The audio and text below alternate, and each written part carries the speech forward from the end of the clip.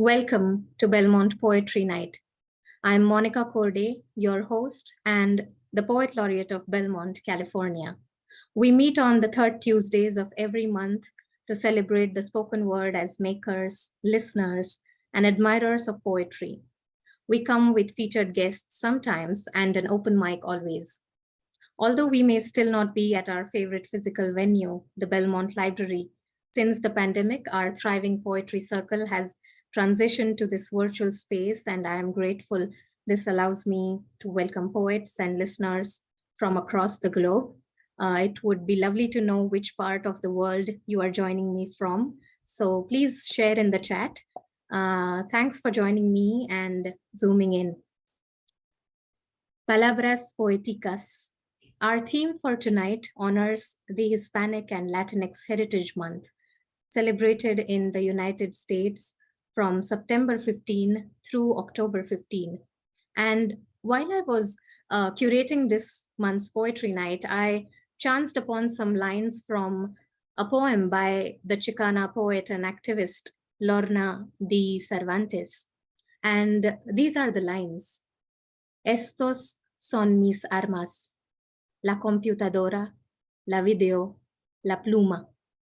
I will write the dark into dawn. These poetic words carry so much resilience, and along with a space for expression, I feel that poetry since years has been a fascinating fascinating entry point into the voice, the history, and culture of the Latinx communities. And honoring tonight's theme as an opening poem, I would like to share another powerful voice in Latin American poetry. This poem by the Puerto Rican American poet, Victor Hernandez Cruz, is called El Poema de lo Reverso, in which everything goes backwards in time and motion. Palm trees shrink back into the ground. Mangoes become seeds and reappear in the eyes of Indian women. The ears go back. Cement becomes wood. Panama hats are seen upon skeletons walking the plazas of once again wooden benches. The past starts to happen again. I see Columbus's 3 boats going backwards on the sea, getting smaller, crossing the Atlantic back to the ports of Spain, Cadiz, Dos Palos, Huelva, where the sailors disembark and go back to their towns, to their homes. They become adolescents again, become children, infants. They re-enter the wombs of their mothers till they become glances, clutching a pound of bread through a busy plaza that becomes the taste of the sound of church bells in reverberation. Thank you. Victor Hernandez Cruz, through this poem, recognizes the way in which immigration transforms communities. And by pulling the reader back in time, Hernandez encourages the reader to remember where they came from, to reflect on one's history and how it shapes the future. And there is so much more to take away from this piece. I'd say do revisit it when you get a chance. But for now, coming back to the present, tonight we have with us a voice of the contemporary Latin American poetry, a voice that speaks of familia, memoria, and comida. I am so pleased to welcome Kevin Madrigal Galindo as my featured poet for this evening. And before I call upon him, I would like to read his introduction. Kevin Madrigal Galindo is a food justice advocate, reimagining health with ancestral Mexican cooking. He is a first-generation Chicano, hijo de su chingada madre from South San Francisco by way of Zapopan, Jalisco. Kevin's work has been featured in The Boiler, Bozalta, The San Franciscan, and Edible East Bay. In his free time, you can find him eating peanut butter and feeling his feelings. His first chapbook, Hella Mexican, is out now with Nomadic Press. Bienvenido, Kevin. ¿Qué palabras poéticas tienes para nosotros? Thank you for the introduction, Mónica. And ahorita vas a ver cuáles palabras poéticas tengo para ti. So, Muy bien. I'm really glad to be in this space. Thank you all for welcoming me here. Yeah, I'm originally from South City, so 650. What's up? It's my area code. It's my hometown. And yeah, I have some poems to read. I have this book, Hella Mexican, that just came out with Nomadic Press. And I have some poems from it and some poems not from it that I wanted to share and read. And I believe Monica had some questions for me to do a little discussion here. Yes, I do, definitely. But for now, take it away, Kevin. Yeah, I'm gonna jump ahead and read. This is a poem not from my book, but one that I revisited recently, and I just wanted to read it today with y'all. This is, in my 3 Michelin star restaurant, there are no hosts or servers. In my 3 Michelin star restaurant, you patiently sit on broken-in sofas decorated with prickly wool blankets, sipping on piping hot ponche with tequila. The scent of burnt chile and tomatillo make your sinuses sizzle and mouth water. In my 3 Michelin star restaurant, the voice of the matriarch comes shouting from the kitchen, "Ya está!" and dinner is served. In my 3 Michelin star restaurant, the chefs are keepers of culture, nostalgia makers of flavor that remind us where our people are from. Which is to say that in my 3 Michelin star restaurant, the chefs are all badass women. The dishwashers are all men. Everyone is paid a living wage. In my 3 Michelin star restaurant, we don't have any menus en inglés. Lo siento, you'll have to read in español. In my 3 Michelin star restaurant, we don't even really have a kitchen. Just one big ass comal for the tortillas and one olla de barro where everything is cooked. In my 3 Michelin star restaurant, our biggest expense is paying farm workers because without them, we wouldn't be alive. In my 3 Michelin star restaurant, we purchase any other ingredients needed with the one little EBT card my big ass family shares. In my 3 Michelin star restaurant, you don't need to ask for more tortillas. There are always more tortillas on the way. In my 3 Michelin star restaurant, my loud ass, annoying, and problematic tío, who has had one too many drinks, visits each day looking for free food, and I feed him because nobody deserves to go hungry. In my 3 Michelin star restaurant, we serve frijoles, elote, calabaza, and nopales cooked the same way they have been for centuries, with a little salt and a lot of love. In my 3 Michelin star restaurant, it takes a whole hour to leave because you have to individually say goodbye to everyone. You know what? In my 3 Michelin star restaurant, we have banned all Michelin restaurant inspectors. Not a single one has ever stepped foot inside.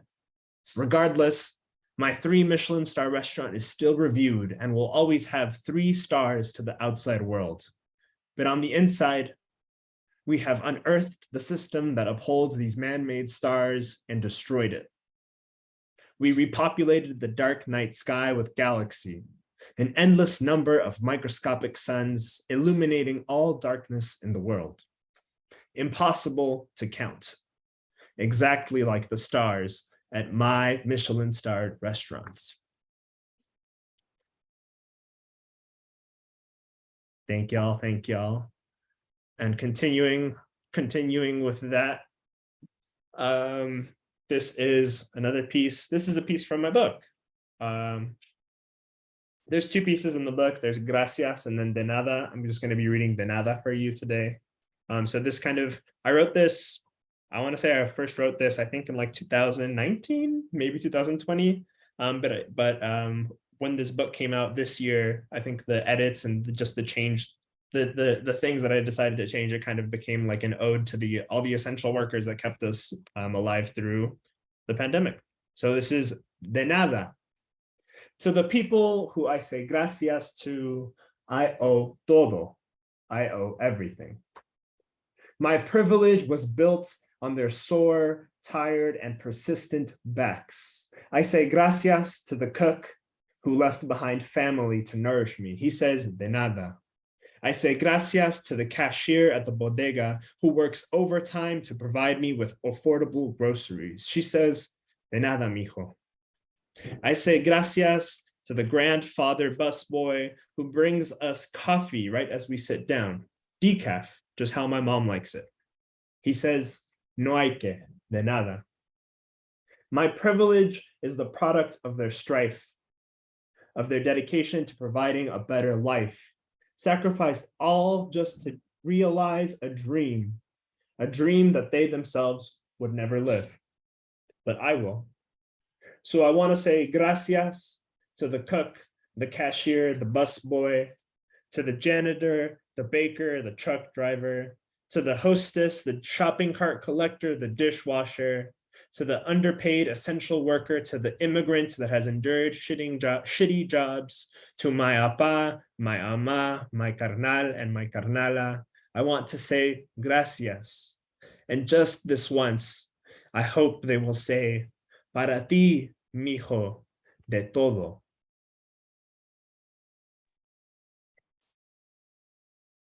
Beautiful poems there, Kevin. And I've heard De Nada a couple of times in your previous readings, in person as well as online. It's always a very, very moving piece to listen to. And going back to your the first opening piece that you shared in my 3 Michelin star restaurant, I'd just like to quote the lines from both of these pieces. The first one, in my 3 Michelin star restaurant, the chefs are keepers of culture, nostalgia makers of flavor that reminds us where our people are from.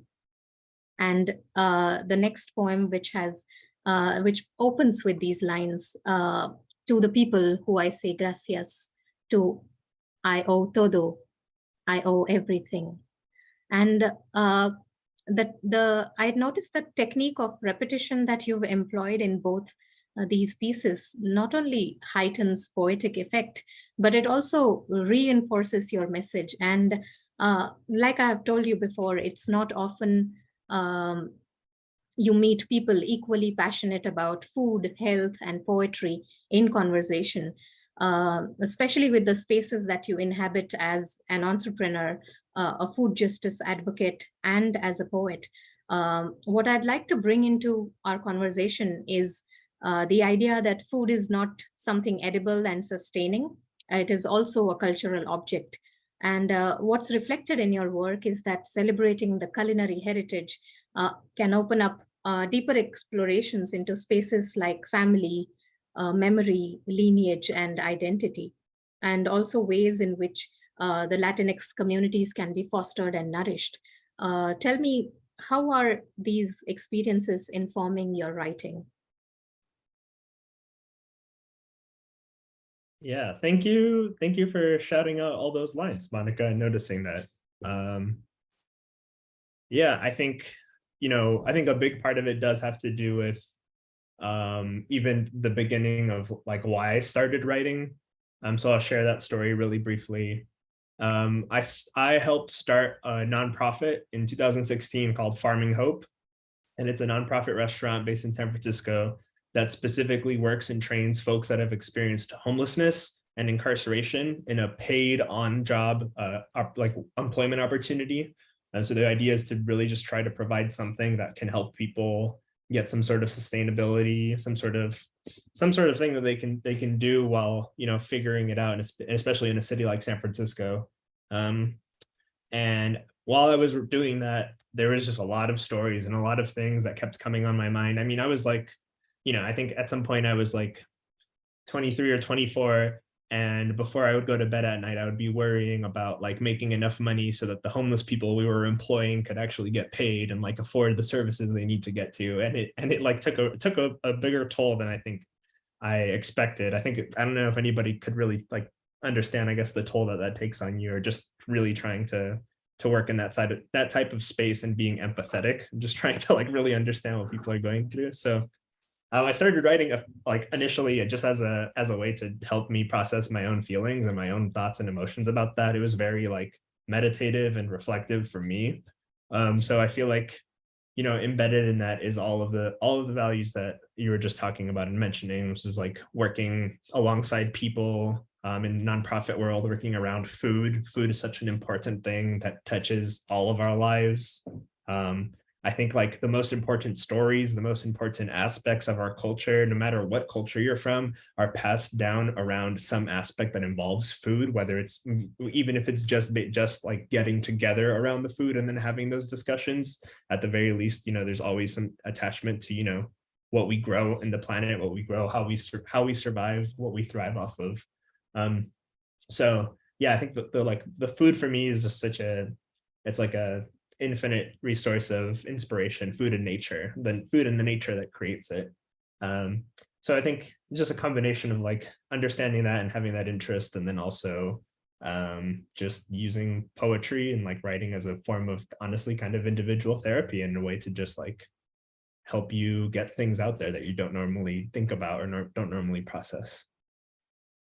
Absolutely. And I see that food is not just only symbolizing culture in your poems, but it is also, you also realize that it is shaping so many cultural identities. Just like you said, whichever culture you come from, you see that food has really been a big part of our heritage. So I think we'll probably see that in your next few poems as well, reflections of those. And it's really amazing to hear about your work as well with Farming Hope. I'd love to talk about it and go back to it again. But for now, if you'd like to carry on with a few more poems to share, that'll be wonderful. Yeah, thank you. Yeah, I have three poems that I wanted to share right now. I have a couple more for later, but three that I wanted to read right now. This first one is from my book, Hello Mexican. This piece is called I'm So Mexican, after Sara Borjas, who's a really incredible like Mexican-American Chicana poet from Fresno, now based in the Bay Area. Sara Borjas, if y'all don't know her, definitely check her out. I'm so Mexican. When friends debate eating out, I tell them, hay comida en la casa. I'm so Mexican, I stopped eating beans as a kid, my brother claiming they're disgusting. I'm so Mexican, I was once mistaken for a day laborer outside a Home Depot. I helped a white lady and made $5. I'm so Mexican, I watch a video of Rick Bayless making guacamole and I get pissed because he's doing it right. I'm so Mexican, I prefer Heinz to Embasa ketchup. I'm so Mexican, I prefer Valentina to Tapatio. I'm so Mexican, my parents are Tapatios. I'm so Mexican, the only gifts I want to open on Christmas are tamales. I'm so Mexican, I have a bean subscription to Rancho Gordo. I'm so Mexican, I got into Stanford on a scholarship. I'm so Mexican, I finished my degree. I'm so Mexican, I dropped out of grad school twice. I'm so Mexican, I started a nonprofit and believed I did the world a service. I'm so Mexican, my first job was cooking. I'm so Mexican, I wasn't paid to cook Mexican food. I'm so Mexican, I say I'm from Mexico. I'm so Mexican, I say I'm from California. I'm so Mexican, I know they used to be the same. I'm so Mexican, I don't belong in America. I'm so American, I don't belong in Mexico. I'm so Mexican American, I don't belong.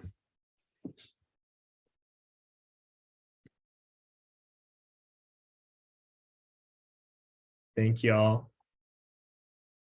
Yeah, it's a piece from The book, as I mentioned, Sara Borjas, incredible poet. One of her pieces inspired me to write that one. Yeah, I'm gonna switch it up a little bit. I have two more poems that I want to read right now. This one is called The Next Revolution. In the 1960s, the idea that low-income people are responsible for their poverty became known as the culture of poverty argument. What this argument conveniently forgets, however, is that wealthy people are almost never responsible for their wealth. It is inherited. The idea that we live in a state where the government promises freedom and liberty for all is in complete contradiction with the relentless near-death circumstances the working class experience on a daily. No Black or brown business will ever change that. No nonprofit will ever change that. There is a small chance that the government might change it, but that chance is made infinitesimally small when put into the context of America's history and the false roadmap of a dream it has conceived everyone into believing. The Next Revolution won't be a book available for sale on Amazon. The Next Revolution won't involve organizations with a delicately written mission statement.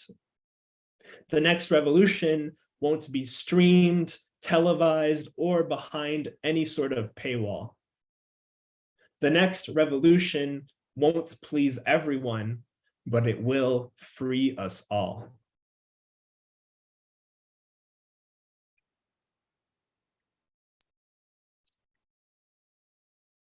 Thank you all. And if anything in that stoked some, emotion in you, then I would, ask you to look into it and figure out where that's coming from. All right, and this is one last piece that I wanted to read right now. I've been working on this piece. Sara Borjas, funny enough, I read this piece to her because I thought she would like it, which she did. Where she was asking me what am I trying to say? And I think I'm still trying to figure out what I'm trying to say with this poem. So this is a new poem. I haven't completely finished it yet. So this is kind of a working draft. So this is: the Mexico-born Mexicans don't want anything to do with the Chicanos.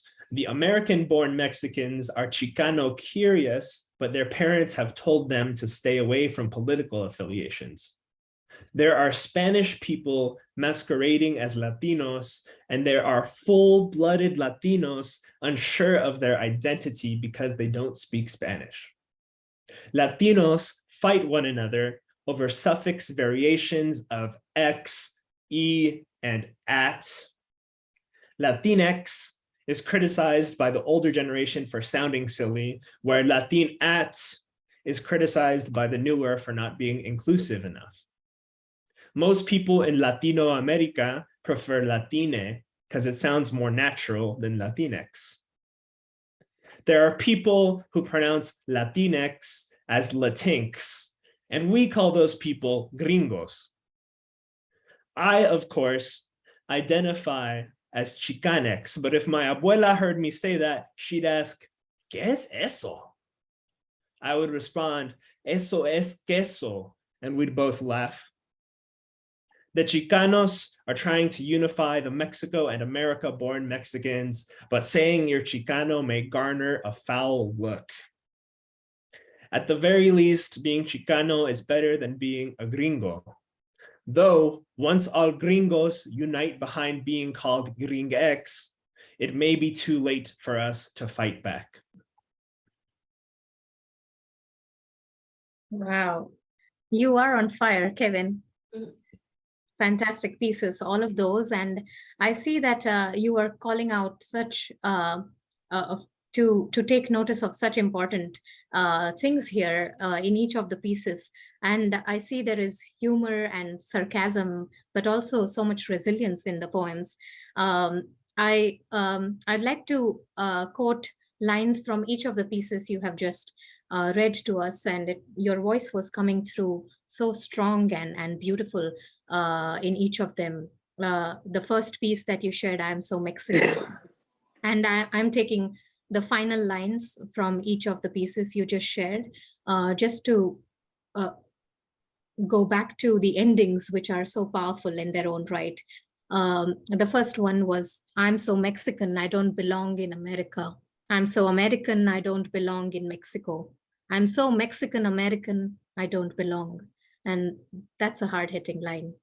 The next poem, the next revolution won't please everyone, but it will free us all. And the third poem, lines from those, the final lines. At the very least, being Chicano is better than being a gringo. Though once all gringos unite behind being called gringex, it may be too late for us to fight back. And if you remember, in the beginning of the event, I mentioned Lorna de Cervantes and she was born in the Mission District of San Francisco to parents of Mexican and Native American ancestry. And a lot of her poetry also deals with identity, belonging, and the loss of it. There is another poem by her called Refugee Ship, and I will quote the final lines from that poem. And the lines are, I feel I am captive aboard the refugee ship, the ship that will never dock, el barco que nunca atraca. And as a first generation Mexican American, do these lines resonate with you in any way? And can you talk about the challenges of belonging to two different cultures, navigating the cultural boundaries, and how exactly it affects you as a poet and as an activist? Yeah, great question, Monica. Thanks. I think those lines, the el barco, the ship that never docks, definitely resonate. I think honestly, I feel like most of us, if not all of us, I think can empathize with the idea of belonging to like multiple cultures or multiple communities and kind of having to shift and change a little bit and morph a little bit as we move between them. So I think this one, the Mexican American, I think identity is just particularly interesting for a few specific reasons, which is like the more you learn about it, the more you realize, like I said in the poem, like I'm literally living in what used to be considered Mexico. And it might not have been like populated by people who were like Mexican, and it was probably still people that were indigenous to this area, but that only makes it even more complex, like, right? Like, what does it mean for like this space to have been Mexican but not really populated even by the Mexicans? So I think it's just a kind of a never-ending set of questions of just like, where is this from, how did these things come out to play together? And to be honest, I think it's something that I when I'm writing, I at some level try not to think about it too much, because I think some of those questions are like, you can't be answered, and you kind of could like just go down a black hole of questions. So I think at the end of the day, for me, with like the boundaries and everything, is every day I'm trying to just like be more genuine to who I want to be more genuine to myself, not try to force anything just because I don't know, like I want to seem that way or whatever. And just really making space for like the true nature of who I am as a person. And I think poetry lends itself well to that, because I think once you start writing a lot of poetry, like you start to learn, and this is something that honestly I had forgotten. Like I was just thinking about this the other day, when I was writing a draft of a poem where I feel like I put some stuff in there and I was trying to force it in, and the poem was like, what are you doing? So I feel like writing in some ways is kind of a practice for that, like being in different cultures where it's like there's a truth to the word and you have to respect it, and it's in some ways it'll call you out. And I feel like that's kind of how I'm navigating the world now, is just I am Mexican and the world sees me that way. So I do think about that, but also like, yeah, everything I do is hella Mexican. Every single thing that I do is hella Mexican. And I'm not gonna spend any more time like debating or wondering if I'm Mexican enough or whatever, American enough or anything. It is what it is.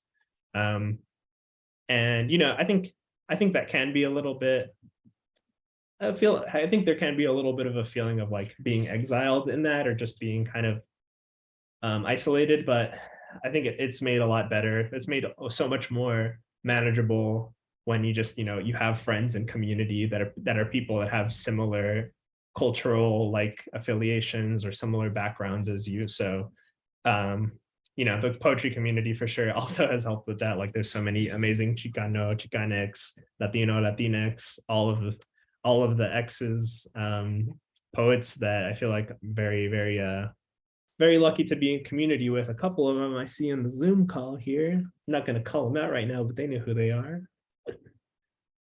Yes, absolutely. So beautifully put, Kevin. I agree. The community that you're surrounded by, that definitely helps. But I see that your writing also really leads you in a certain direction. It probably also helps ground your thoughts and beliefs and how you want to see yourself as. So it comes through in all your pieces. And would love to hear the next couple of poems you'd like to offer as well. For sure. All right. I have a couple of poems that I wanted to read. This first poem I want to read right now is actually the very first poem in my book. And this poem is called Self-Portrait as List. Self-portrait as recipe. Self-portrait as corrido. Self-portrait as sex addict. Self-portrait as queer. Self-portrait as dry-hopped beer. Self-portrait as anxiety and fear.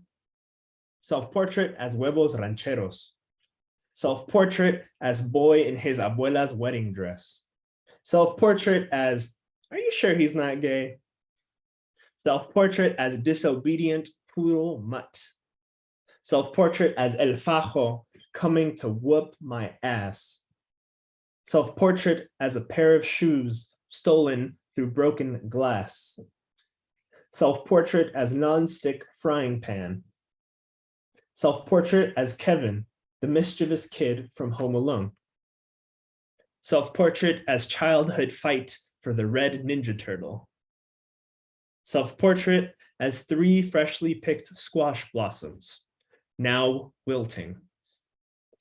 Self-portrait as cognitive behavioral therapy. Self-portrait as faded 2003 Corolla with roll-up windows. Self-portrait as SpongeBob edition Kraft mac and cheese. Self-portrait as Macuilcotzcacuatli, the god of gluttony. Self-portrait as identity crisis. Self-portrait as waiting to be held. Self-portrait as temporary spines.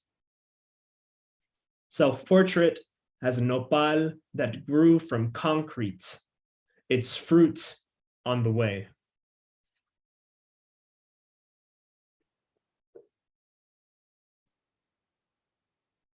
Thank you all.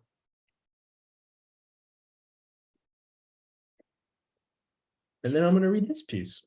Yeah, this is also kind of a duo piece in the book.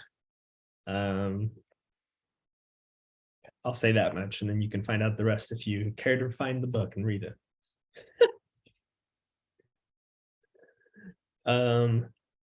This is called I Am Perfect.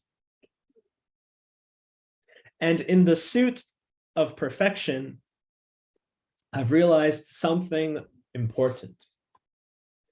Fuck perfection. Join me in becoming perfect. I am perfect, not to be confused with perfection. I do not seek the lifelong carrots that number. Likes, followers, impressions. Abs, reps, elections, I am not perfection. What I am is perfectly imperfect, altruistically selfish, and unpredictably predictable. Foresightedly hindsighted, I am delectably unpalatable. Oh, and you think I'll change? Yeah. Future me will be so much better. Future me will be indirectly direct, humbly arrogant. Future me will successfully quit. Future me will be on some next level shit. If I keep seeking perfection, I'll spiral to the ninth circle of capitalistic consumption. Perfection takes your insecurities, sells them right back to you. But if I accept what I am now is good enough, I'll alleviate the tension of future me and past me. You see, I am past me's wildest dreams and future me's fondest memories. Presently, I am perfect. Woohoo! Yes, you are. I love the reassurance in both those poems. So reassuring to listen to that kind of a voice that says "I am perfect," or the previous one, which was about self-portrait as, and in your work as a nutrition educator, as a co-founder of Farming Hope. Like you said previously, there is a lot of stress and toll that one may not realize observing from the outside. And you have also observed many young individuals facing challenges on a daily basis. While you are a young individual yourself, beginning something like this and building a community around you. What what kind of struggles have you gone through? And you haven't been shy about bringing mental health into the conversation. So what are your thoughts about resilience and recovery? And another side question with that is, what works have you read that have been important for your art during these trying times? Yeah, thank you for that question, Monica. Yeah, I think I feel very grateful that like I'm part of a kind of a new generation that's trying to be more real about mental health issues. Like I still remember when I first told both of my parents that I was going to therapy. I'd already been going to therapy for like a couple of years, and then I just decided to tell them. Like my dad was like pretty supportive. He was like, like you got to do what you got to do, and my mom was like, "What the fuck is therapy?" And it's just a reality of different lives lived and different cultural beliefs. But I'm just like, I think all the people that have shared they're also like difficulties with mental health have made me that much more confident to share mine, and that much more like just less like ashamed of having it. So I think it's something like we need to address and need to decrease the stigma around, for sure, especially for young people who are going through like what may seem as like some of the most difficult times of their life. Yeah. And so I really like to try to write into a little bit of that. I was actually not that long ago, I'm working on a poem right now. And the poem's title, I'm working on it right now, but the poem's title is "I wish I could write a poem about imposter syndrome and then never experience it again, but it's just not possible." Like that's why I want to write that poem just as an exercise. I've shared that a little bit with Randy, who's here on this call, who also has a book by Nomadic Press. Randy James, he's an incredible author, and had some interesting conversations around, but you're like still like your experience still changes through it just by writing it down. So I really, I'm really trying to remember that the power of writing, the power of, accepting, recognizing what struggles you're going through. Yeah, so true, Kevin. And were there any poets in particular, or any authors in particular that whose works you were reading at the time, while also working on your own writing? Um, yes, yeah, for sure. I mean, I think I always just continuously read like my colleagues' work and my friends' Mm-hmm, work, especially my friends who I really support. So there's two people in the audience, Randy James and then Ariel or A. Vincent. mm-hmm. Randy James has a book that came out in February, or Right. sorry, not February, last year, with the same press. And then A. Vincent has a book coming out next month, and I feel like both of their work like constantly, inspires me and makes me want to rework and rethink about the way that I approach work. I will say there was one book, just because I remember the name of the book. It's a good title of a book. It's called Depression and Other Magic Tricks by a Mm, woman named Sarah Benaim. I think it's through Button Poetry. That was definitely an early chapbook that I read, I think, when I was having my own mental health issues, but also like worrying about writing about it or just like being so public about it. And so, the fact that the book has depression in its title, I feel like was a pretty big deal. Yeah, that's all I can think of right now. But yeah, yeah, but I love to read my friends' work though. that is always inspiring. Yes, the poets around us and those who are writing in the time, and I also see how difficult it is for you to go through the process, but at the same time, it's very important, these conversations about mental health, so that we can talk about it more, learn about it more, and understand each other better in that sense. So thanks for sharing that, Kevin. Let's hear one more piece from you, and I do have one more question if we have time. So why don't you go ahead with the poem though first? For sure, yeah. I wanted to Thanks. finish off my part of the reading tonight with one poem that I've most recently worked on. It's a new poem. And it's something I'm kind of still working on, but this poem is called If the Word Still Has Power. And it's after Diane DePrima, who is a beat poet, who wrote a huge book of poems called Revolutionary Letters. So this is my poem after one of her pieces that inspired me. There are words that, when whispered, are more powerful than the ratchet on a pair of handcuffs. If the word still has power today, we may live long enough to see America crumble, to see the bozos of the world ripped apart by the lowly poor who created their billions from crumbs, to see every cage, jail cell, and detention center melts into the ground and become cemeteries dedicated to all the time lives lost. To see the people rise up with power divine from a radical organizing practice and take this country, turn it into a garden for all. I'm afraid if the word still has power, there will come a day where America will try to take the word away, to use it against us. And it is very critical to understand that if this ever happens, we must remember that our fists will always have power. Thank you all. Yo, más poder para usted, Kevin. That was really powerful, the piece, and I think this is a really important question to for the response that we want to listen to. So I'll go ahead and ask that. And there are two questions in these.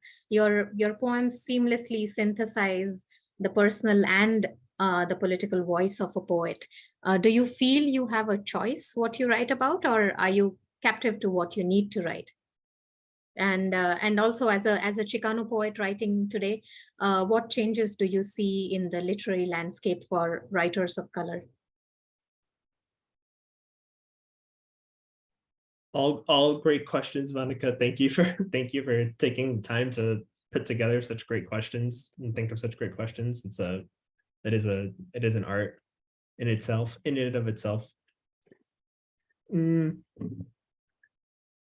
So I guess to the first question, about whether I feel like I have a choice or I'm captive to what I have to write about, I think it's kind of just a constant like combination and ebb and flow of the two. I think there are times where I literally put my pen on a piece of paper and there's like something that I have to write and I can't write about anything else. And I think usually that's because of just being aware of circumstances around the planet and around the US and around like what's happening to people who I empathize with, people from my communities or my cultures or people who are very close to those. So I think there's definitely times where I feel like those emotions and just the responses to being aware in the world definitely hold me captive to writing. But then I think, there's definitely some choice. There's definitely choice. And I think like one thing that I'll mention about this too is like I did a writing retreat in 2021. Yeah, last year. Oh God, years, they don't make sense anymore. And I got to take 2 weeks to go live in like the South in Tennessee. And it was like really beautiful. And I was at a little farm. And it was a really cool experience. I guess corny as it sounds, like, I don't know, it just felt different to be able to be in a space and like not be connected to like modern society like today and just have a place to focus on writing. And those were all choices and those were all things that I, actively decided to do.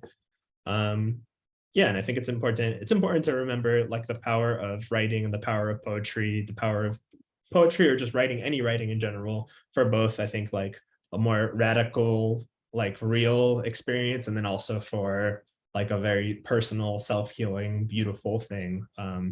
It's like a double sided sword, and I feel like we need to be able to use both sides. We need to be able to touch both sides.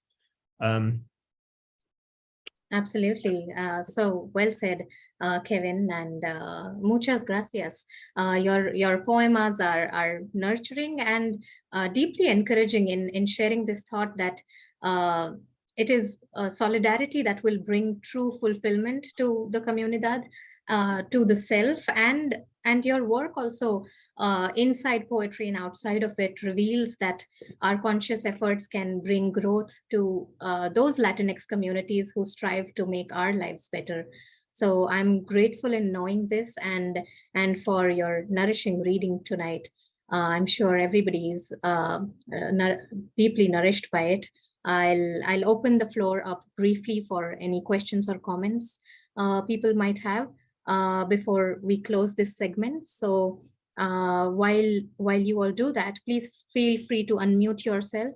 I will go ahead and share a few links in the chat about Kevin's work and his poetry collection.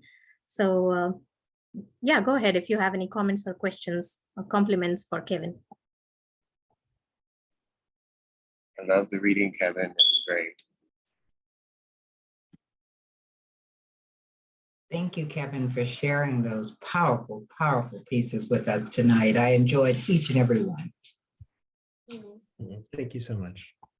I especially admire, Kevin, how you so often make it seem effortless, but as a writer, I know it's not, but you make it seem effortless to, while you're talking about very serious subjects, to inject humor and sarcasm without diluting the piece at all. It's a wonderful quality to have. Thank you.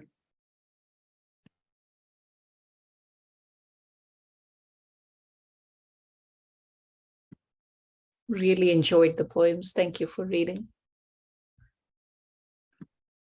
Yeah, there's so much to say. I'm having trouble deciding which thing.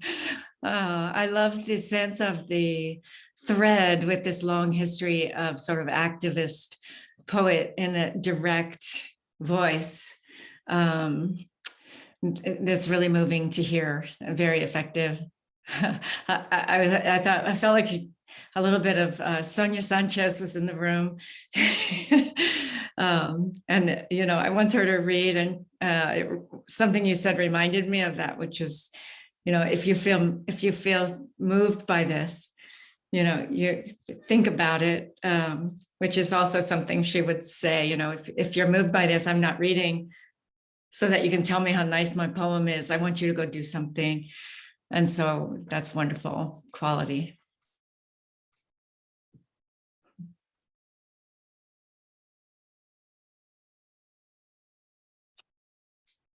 Kevin, who do you stand with outside your community?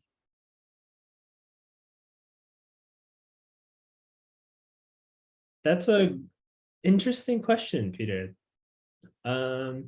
Without asking for too much for clarification, I think. Okay. Okay. Oh, I don't know if Jane was trying to. Sorry about that. I have just muted her for now. Jane, we'll come back to you once Kevin has responded to Peter's question.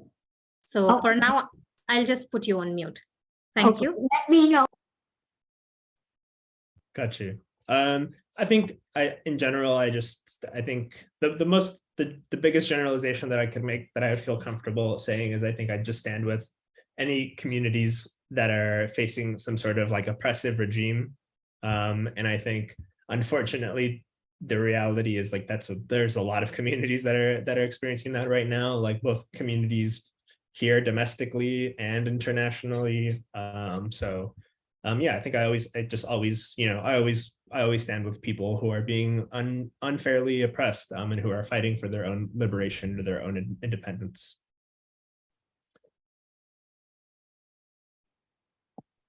Thank you for that, Kevin. And I'll just check. Jane, did you have a question for Kevin? If you'd like to unmute yourself.